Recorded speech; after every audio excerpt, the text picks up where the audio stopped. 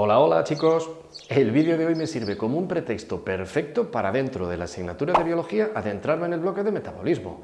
Quiero explicaros hoy catabolismo, pero no de una molécula cualquiera, de la molécula de glucosa, es hexosa de 6 átomos de carbono. Me voy a centrar en las estirpes celulares de nuestro organismo, en algunas de ellas, y los distintos usos catabólicos que pueden hacer de la glucosa. Conceptos previos que os voy a pedir que conozcáis, que manejéis, pero que, por supuesto, os iré pormenorizando durante la explicación. ¿Qué es un proceso R2? ¿Qué le pasaba a una especie cuando ganaba electrones o cuando los perdía? ¿Qué son los cofactores? ¿Qué pasa con la energía libre de Gibbs y sus valores cuando una reacción es endorgónica, cuando una reacción es exoergónica? Y por último, entender un poquitito de química básica, de química orgánica. El resto de conceptos corren de mi cuenta. Yo soy Ingo Pol y esto es Haciendo Ciencia.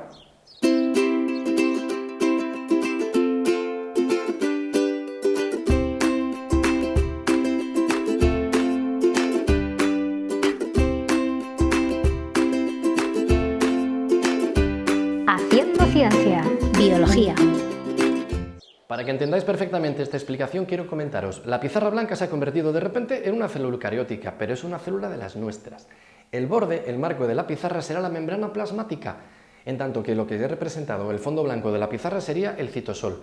¿Sabéis qué pasa? Que de las 4 reacciones catabólicas que os he seleccionado, 3 de ellas suceden en el citosol, las que he numerado como 1, 3 y 4, mientras que la 2, la respiración aerobia, sucede en la mitocondria.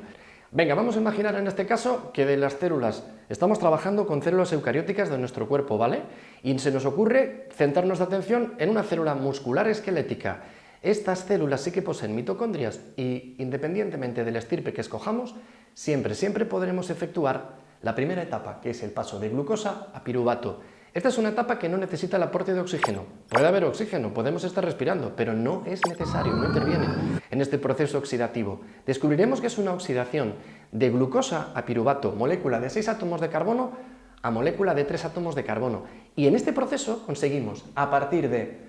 Este es el compuesto más importante y limitante en la glucólisis, el nicotina-adenin-dinucleótido oxidado.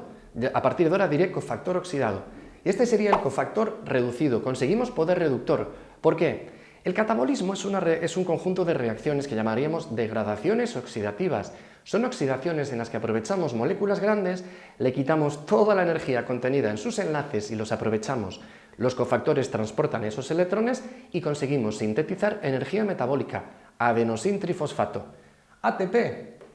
Y la he puesto de esta manera porque es la estrella del metabolismo.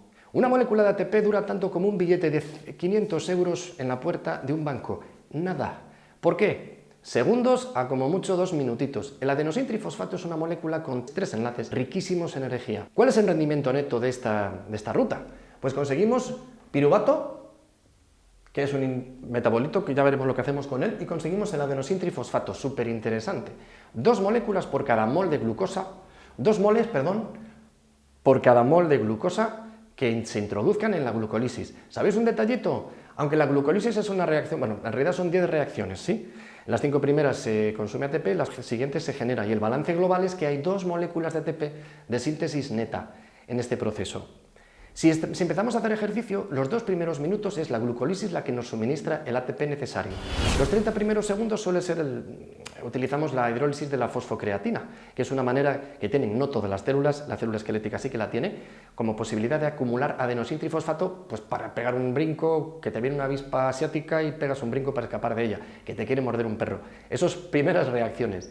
¿Llevamos más de 2 minutos haciendo ejercicio? Entonces podremos hacer algo. Veréis. Necesitamos reponer el nicotina-adenin-dinucleótido, es decir, el cofactor oxidado. Necesitamos reponerlo. ¿De qué manera podemos hacerlo? Imaginemos que han pasado 2 minutos, pasamos a la mitocondria y ahí tenemos la respiración aerobia. Esta es una ruta en la que le sacamos todo el rendimiento y toda la energía posible a la molécula de glucosa. Si aquí hemos sacado 2 en esta primera etapa, en la etapa 1, en la etapa 2 conseguimos 18 o 19 veces más. Todo depende de la lanzadera que introduzca el cofactor reducido dentro de la mitocondria. Las mitocondrias son unas máquinas específicas y diseñadas para obtener toda la energía. En ellas nos encontramos En la respiración nos encontraremos con una descarboxilación, tenemos que aligerar al piruvato, tiene 3 átomos de carbono, está un poco gordito, y lo convertiremos en acetilcoenzima, la auténtica estrella. Este es para mí el metabolito estrella del metabolismo y en concreto del catabolismo. Lo incorporaremos en el ciclo de Krebs y posteriormente mediante una cadena de transporte de electrones y un acoplamiento al gradiente de protones generado, sintetizar adenosintrifosfato. Conseguimos oxidar completamente todos los átomos de carbono en la respiración y normalmente durante la respiración lo que hacemos es aprovechamos y regeneramos el nicotina-adenin dinucleótido oxidado para que la glucólisis progrese y el piruvato continúe con la ruta oxidativa y sacarle el máximo rendimiento. Pero ¿qué sucede si estamos asfixiados? ¿Que no podemos más? ¿Que no damos abasto? ¿Que no oxigenamos lo suficiente? Necesitamos una ruta que me propicie mucho más rápido esto. ¿Sabéis qué pasa? Que la glucólisis es 100 veces más rápida que esta ruta. 100 veces es mucho, es una cantidad espectacular. Si lo que necesitamos es, con urgencia, el cofactor oxidado, ¿podemos hacer algo? La fermentación láctica. La fermentación láctica es genial porque lo que hacemos con el piruvato es una ligera reducción. Ahora le seguiremos la pista a los números de oxidación de los átomos de carbono. ¿Y cómo? Consumiendo el cofactor reducido y regenerando el cofactor oxidado. Daos cuenta, no tenemos un balance neto para nada de ATP. La fermentación láctica englobaría las rutas 1 y 3 de glucosa a piruvato y el uso concomitante del piruvato para obtener lactato. El piruvato es una molécula de 3 átomos de carbono, que es el ácido 2-oxopropanoico. Significa que es un alfa-cetoácido. Tiene el grupo cetona pegadito adyacente al carbono carboxílico. El lactato es el ácido 2-hidroxipropanoico. Lo que tenemos es un grupo alcohol en lugar de un grupo cetona. ¿Sabéis lo que ha ocurrido? Una reducción. Sí, señor, de cetona a alcohol se ha producido una reducción. Ligerita, pero reducción. Así que las fermentaciones son vías reductivas en las que no generamos ATP, pero sí que regeneramos el poder oxidante. Y esto es muy importante. Por cierto, el lactato formado normalmente es recogido por el hígado para luego volver a sintetizar glucosa y volver a utilizarlo. Ojo, ninguna de nuestras células tiene habilitada la ruta de la fermentación alcohólica.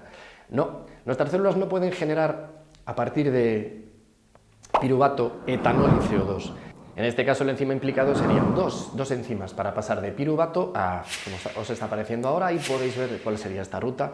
Y tenemos 2 enzimas. El primer enzima, que como estáis viendo, esa enzima se trata de la piruvato descarboxilasa, se produce la liberación de una molécula de CO2, y el alcohol deshidrogenasa es la responsable de que se forme el etanol a partir del acetaldehído. Pero ojo, como os decía, esta ruta no la tenemos nosotros, solo la pueden hacer determinadas levaduras. Vamos a seguir la pista de lo que ha pasado. Glucosa. Fórmula de la glucosa, C6H12O6.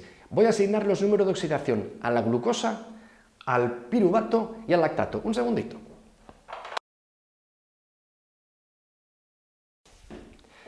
Dado que se trata de degradaciones oxidativas, pues evidentemente tendrá que haberse producido una oxidación neta del átomo de carbono.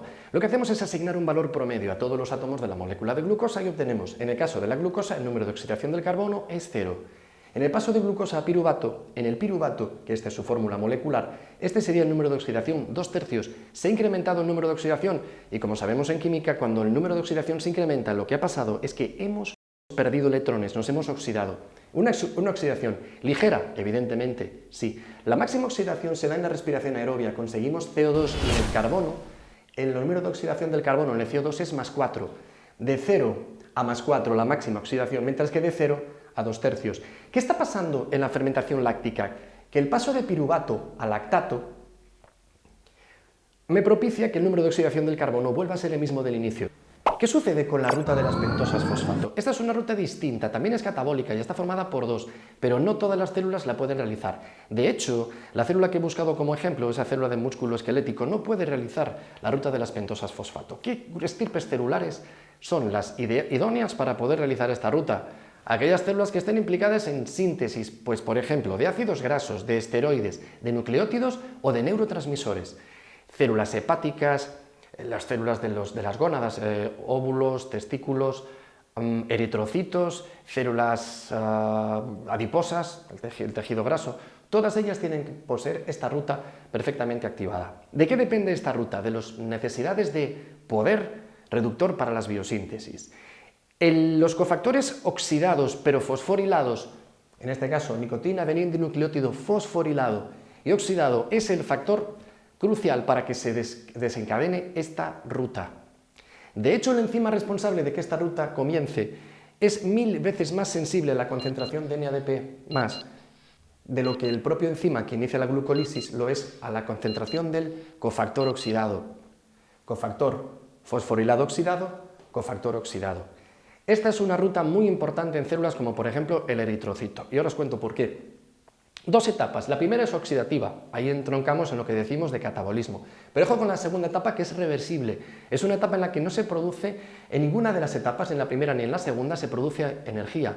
Son rutas cuyo objetivo es obtener pentosas fosfato, con la primera ruta, la oxidativa, ribulosa 5-fosfato, ribosa 5-fosfato y chirulosa 5-fosfato. Todas son, como veis, estas dos son cetopentosas y una aldopentosa, la ribosa 5-fosfato.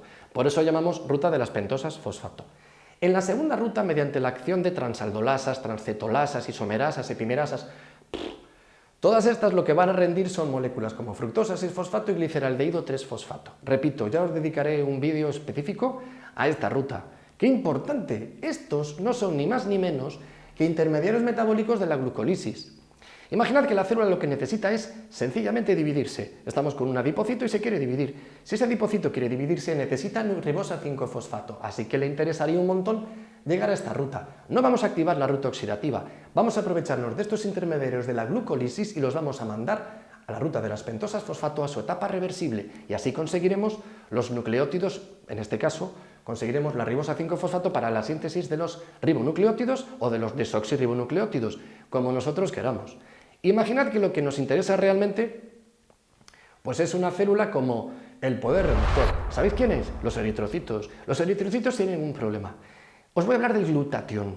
El glutatión es un tripéptido. Está formado por 3 aminoácidos: glutamina, glicina y cisteína. El glutatión tiene 2 formas: el glutatión oxidado y el glutatión reducido. El glutatión oxidado lo solemos representar mediante GSSG, porque se establece un puente disulfuro entre las cisteínas. Lo que pasa es que el glutatión reducido lo representaremos como GSH. El eritrocito necesita el glutatión reducido y lo necesita para devolver a la hemoglobina el grupo hemo de la hemoglobina del Fe3+ al estado de oxidación 2+. En el caso de que esto no ocurra, se van a producir peróxidos, se va a producir agua oxigenada y realmente la membrana del eritrocito va a cascar. Así que el eritrocito necesita activar sí o sí este ciclo, el ciclo de las pentosas fosfato. ¿Sabéis que además el eritrocito no dispone de mitocondria? No podría realizar la ruta respiratoria, la ruta que yo he determinado en este esquemita como la ruta 2. No la podríamos hacer. Mucho cuidado con eso. Vamos a fijarnos un momentito en algo de la glucólisis que antes se nos escapó. ¿Qué pasa en la glucólisis? ¿Cómo acoplamos un proceso? ¿Recordáis que yo os hablaba de que conocierais la energía libre de Gibbs? La energía libre en un proceso me indica si ocurre espontáneamente, en ese caso el proceso es exoergónico y el valor es negativo, o si nosotros necesitamos suministrarle el calor, la energía necesaria para que ocurra. Proceso endoergónico, delta G es positivo. No os olvidéis, hablamos de delta G, la energía libre de Gibbs era una magnitud que me decía en un sistema su variación. Calculamos la variación. Si la variación es positiva, significa que necesitamos más energía libre al final que al principio. Y si la reacción es negativa, es espontánea porque los productos tienen menos energía libre. Y esa energía libre es el trabajo útil que podemos aprovechar. Mirad la primera ruta de la glucólisis. Voy a centrarme, por un lado, en seguir la pista al cofactor reducido y, por otro lado, seguir en la pista al ATP. Si partimos del nicotina-adenina dinucleótido oxidado junto con la glucosa, como veis, en esta reacción tenemos un valor de energía libre de Gibbs de menos 35 kilocalorías por cada mol de glucosa. Sigamos la pista a lo que le sucede al adenosín difosfato cuando se fosforila. Como va a ser en cantidad de 2 y cada molécula de adenosín difosfato, cada mol necesita 7,3 kilocalorías, aquí es el doble, van a ser 14,6 kilocalorías por cada mol. Aprovechamos que un proceso es exoergónico para acoplarlo a un proceso endoergónico como es la síntesis de ATP a partir del adenosín difosfato y hemos conseguido esos 14,6 kilocalorías. Las 14,6 kilocalorías, ¿qué porcentaje representan de las 35 liberadas en el proceso reductor? Pues como podéis ver, casi redondeando, un 42%. El 42% de la energía metabólica se aprovecha en la síntesis de ATP y el 58% restante se invierten en calor para mantener la temperatura corporal. Y como siempre, espero haber podido ayudaros con esta explicación. Si le habéis sacado rendimiento, pues compartidlo con aquellas personas que vosotros consideréis que también pueden hacer lo propio. Si disponéis de profesores, no desaprovechéis la oportunidad. Preguntadles, profundizad. Recordad que hacemos las cosas con la idea de hacerlas bien, pero no vamos a olvidarnos de divertirnos en el proceso. Chicos, cuando queráis, volvemos a vernos haciendo ciencia. Hasta pronto.